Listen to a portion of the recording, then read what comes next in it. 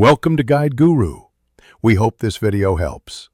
You begin by verifying the CPM build and mod API so your hooks will work. Next, define exactly what you tax, reward payouts, player-to-player trades, shop buys, because the event list drives implementation. Once decided, pick the rate model, flat fee, percentage, or hybrid. Document that choice. Make sure to create a lightweight config file now so changes don't require code edits. This first step gets you from idea to deployable settings fast.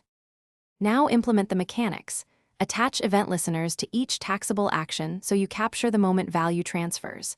For calculations, compute tax atomically and use integer sense to avoid floating errors. Apply rounding rules consistently. Deduct tax before completing the transaction and route funds to your tax account or pool.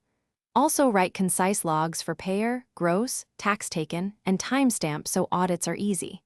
Once coded, run isolated test cases that simulate multiple concurrent transactions to ensure atomicity. Finish by deploying to a staging environment and running stress tests to observe behavior under load and concurrent trades. Provide admin controls for temporary exemptions, rate changes, and manual refunds. Document permission checks. Once live, monitor logs and aggregate metrics like total tax collected and failed transactions.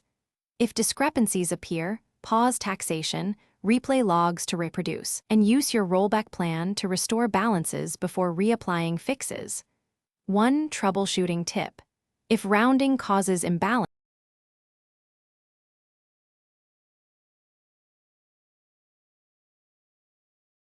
Thanks for watching. Consider subscribing if we helped you today.